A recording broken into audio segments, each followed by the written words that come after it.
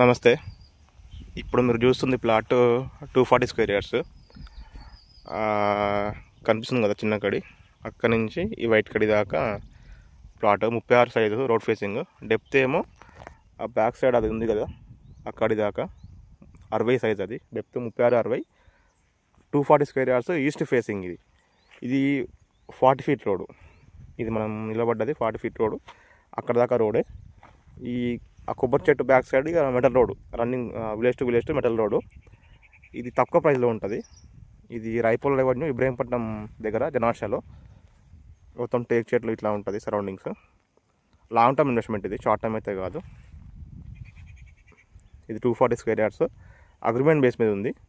మీకు పొజిషన్ వేసి అట్లా పొజిషన్ వేసి మీకు హ్యాండ్ ఓవర్ చేస్తారు. ఇది 3600 చెప్తున్నారు ప్రైస్, 3600 చెప్తున్నారు. నెగోషియబుల్,